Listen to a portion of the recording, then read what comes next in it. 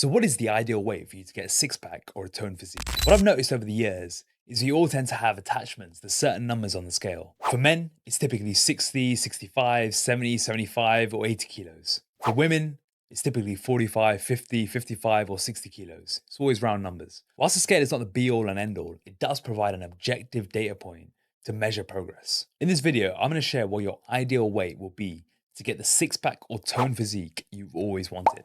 These data insights are built from transforming over 4,000 men and women with busy lifestyles and average genetics in the past 7 years. So if that's you, you're going to want to stick around. But first, why am I even making this video? I've conducted thousands of consultations. It's crazy how often I hear, I want to be 80 kilos shredded. I only need to drop 5 kilos. I don't want to go below insert number, body weight. These goals are normally far-fetched and unrealistic, but I don't blame people when I consider the social media landscape right now, especially with the increasing use of steroids and filters, which has confused the realistic expectations of what body weight you need to be to get a six-pack or a toned physique. I was exactly the same for years. In 2014, before my first bodybuilding show, I remember asking my coach, how much weight do you think I need to lose? And what body weight will I end up at? I thought I knew the answer already. I was 84 kilos, as strong as I'd ever been, and thought I'd only need to lose about 7 to 8 kilos to get ready. His answer completely threw me. He said, you need to lose about 13 to 15 kilos, and you'll probably end up around 70 kilos. He wasn't wrong. 17 weeks later, and I was ready at exactly 70 kilos. This is my first taste of the reality of natural physique development. In 2017, it was the same story. I reached a bodyweight best of 90 kilos in my muscle building phase, only to need 21 weeks to lose 18.5 kilos to end up at 71.5 kilos shredded, and considered a middleweight in the competition I entered. I was far more muscular and conditioned than I'd been in 2014, but I was still nowhere near the numbers that I thought I'd be when I first started training 10 years prior. The good news is that over the years, I've been able to spot trends. And the consensus is this: most people overestimate how much muscle they have and underestimate how much body fat they carry. This belief is what creates the attachment and fear to go below certain scale numbers. When setting your goal weight, you need realistic bodyweight targets. A few years ago, my team and I at RNT Fitness analyzed data points of hundreds of transformations of everyday people with average levels of muscle mass and genetics. This, to be clear, is the average everyday person, not The Rock, not Arnold, or anyone else with the best muscle building genetics on the planet. What we came up with is the following, which I'll share on the screen now. And feel free to take a picture to see where you might fall later on. There will be overlap here, and I have generalized, but these numbers fall in line with the data my team and I at RNT have collected over the years. The factors to consider when thinking about where you'll fall on the range are training experience, level of muscle mass, and genetics. If you're someone with a few years of training experience, a good level of muscle tissue, and very average genetics, then there's a 99% chance you'll fall into these parameters. There's tons of formulas out there to work out your ultimate body weight when lean, according to your potential. And whilst I don't put too much stock into them, I did find one by Berkhan of LeanGains particularly interesting. His formula is extremely simple. Height in centimeters minus 100 equals maximum body weight in kilos when lean. Now these figures are a little higher than the ones listed above by about 5 to 10 kilos, but if you consider where most people we work with are on in their journeys, it's probably about right. Because his formula is based on working with successful natural bodybuilders who live and breathe the lifestyle, have decades of training experience, and have really good genetics, which makes their 5 to 10 kilo difference in line with who we're speaking about. So where does BMI fit into all of this?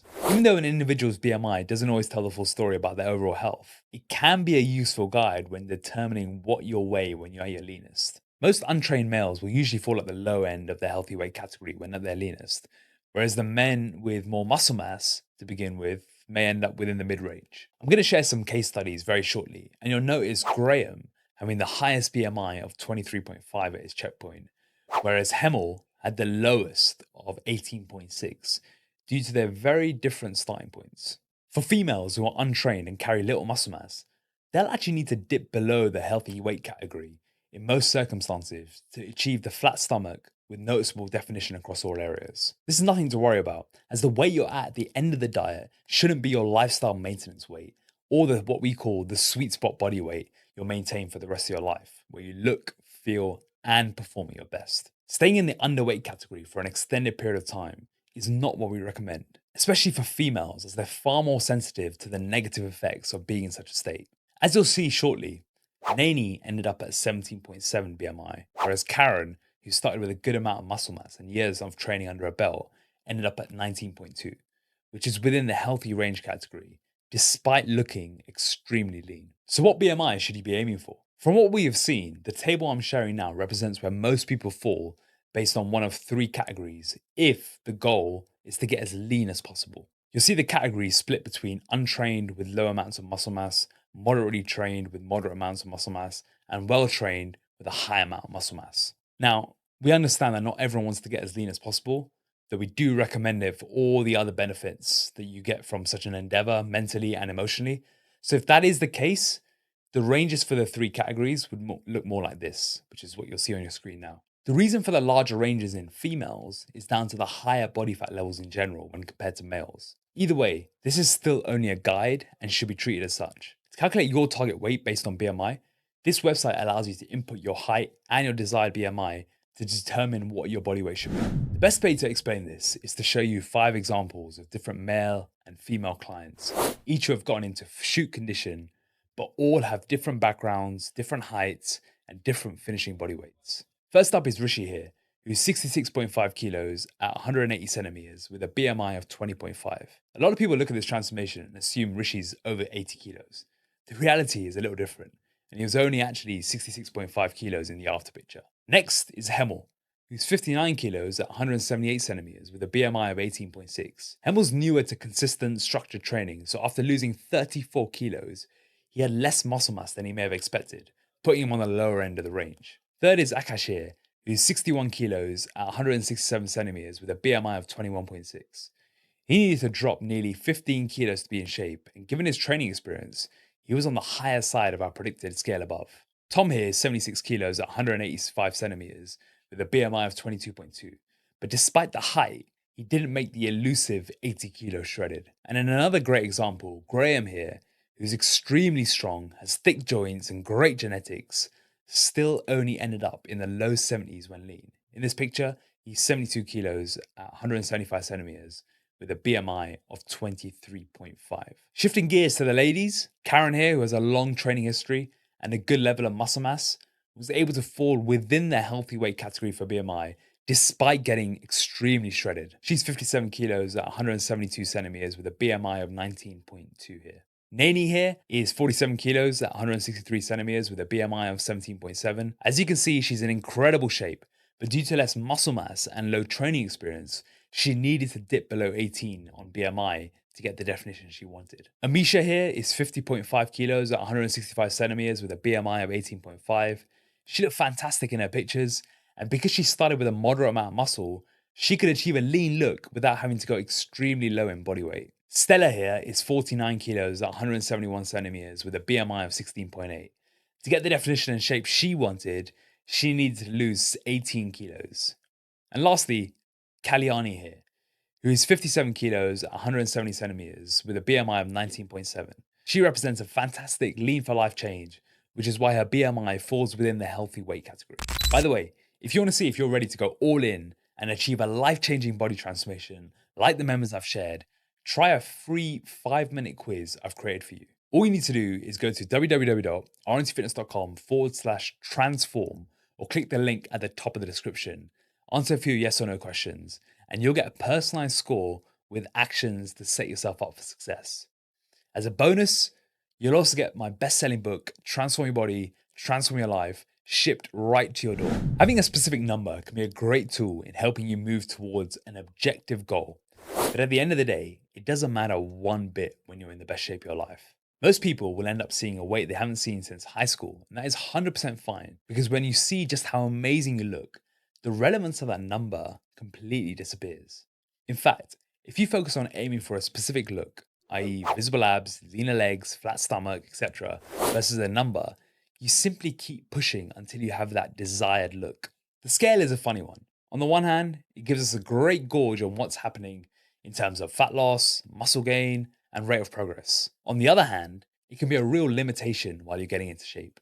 In fact, I'd say that for many people who've never got into incredible condition, their irrational fear of going below a certain number is holding them back. I've been there myself, And almost every client we come across who wants to be photo shoot lean has been there too. But once you dissociate your preconceived perceptions of what you think is the right scale weight and instead focus on pushing yourself into the place required to go to that next level, that's when you achieve that jaw-dropping transformation you've been after. So where will you fall on the scale? If you're within your first 2 years of training, expect to be on the lower end of the predicted metrics we've discussed. Unless you're blessed with incredible genetics, it's going to take time to build muscle, which is why once you've gotten lean, it's so important you spend time building muscle. This is where you can make improvements to your physique, so the next time your end weight is higher and you're leaner. That should always be the goal. If you see a picture of someone and wonder why you don't look like that despite being a similar height, it's likely they've been training consistently for longer and they've spent more time building muscle. That's all it is, outside of genetics, of course, which, for the sake of this, we'll assume is similar. Your goal shouldn't be to compare yourself, but to continue improving yourself. If you've gotten lean and found yourself on the lower end of the scale, you know you just need to spend time building muscle. That's exciting, especially if you're fairly new to training. You're going to get a lot stronger, see some of the best gains of your life, and ultimately start making headway to your ultimate physique. This video isn't meant to be filmed to discourage you or set limiting beliefs on yourself. It's to save you from all the frustration, stress, and disappointment I put myself through. I was once told I needed to be 85 kilos, super lean, to set a good example to my clients on the gym floor. At the time, I was 78, 79 kilos in okay condition, so I had about 10 kilos of muscle to gain to be able to meet that objective. I didn't know better, so thought it could be achieved, but just kept finding myself banging my head against a brick wall, thinking I just didn't know what I was doing. The reality was, it was a goal that was never going to be achieved. Unless, of course, I started all over with a new set of parents, or I decided to use performance-enhancing drugs. Once I accepted I was never going to be 85 kilos super lean, it freed me to stop stressing out, stop comparing myself to everyone else, and allowed me to focus on running my own race. By taking the time to understand what's realistic, you can embrace your own journey and enjoy the benefits and set better short and long-term goals for what you want to achieve and who you want to become. I know if I want to bulk up and build muscle, I need to sit around 80 to 84 kilos for the best strength gains. If I want to be beach lean year round, which is where I like to sit now, I need to be around 76 to 78 kilos. If I want to be shredded, I know I need to be in the low 70s. Now that I've been through the journey multiple times, it's liberating to know these numbers, and it allows me to focus on the process of getting stronger, eating the right foods, and most importantly, just enjoying the process. Before I wrap up, a quick final story I remember vividly of a client of ours called Maneet, a private sedation dentist in his 30s in Los Angeles. It was the time of the week for Maneet to report on his progress. He had a photo shoot coming up and he was sitting around the 66 kilos mark. Having started his journey at 84 kilos, he was doing well. But if he wanted to achieve photo shoot condition, he needed to drop another 4 or 5 kilos. As I opened the message, I had a sense of what Maneet was about to report. I'd been there countless times before. Here was the main point. I've dropped shy of a kilo this week and I'm now 66 kilos. I think this is a good place. From the start, I said I was aiming for 70 kilos and I didn't have any plans to get below that. I'm now at 66 kilos. While I'm looking good, I don't want to go below 65 kilos, let alone reach the 60 kilo target you have in mind for this photo shoot.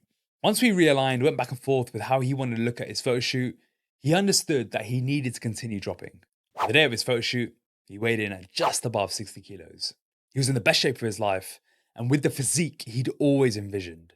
He'd reached his transformation checkpoint, and it was time to transition to the next phase. In an exchange almost a year later, Maneet wrote to me, I had no idea what it took to get into shape. I had many mental blocks at each mini checkpoint I reached. And when I was at the 65 kilos mark, I almost settled for less than my best. I'm so glad I didn't, because the next 5 kilos changed my life. It shaped the success and the results generated in the next phase. I was able to learn how hard I could push my body, then take that knowledge to consolidate and build my lifestyle solution. I now stay within a few kilos of my lowest weight year round, and I love it. So how heavy will you be when you're lean? If you want to digest the material in this video further, I recommend checking the free guide I've linked at the top of the description below. You'll be able to see a total of 20 examples of clients we work with who have different starting points and body weights they ended up at. This is a great first step to draw more inspiration on your journey before seeing how ready you are to achieve the same with our free transformation quiz. In only 30 yes/no questions, you'll see if you have the commitment, consistency, and coachability to transform your body like so many of our members have shared with you today. You can try it today by going to www.rntfitness.com/transform or clicking the link at the top of the description below. I'll see you on the next one.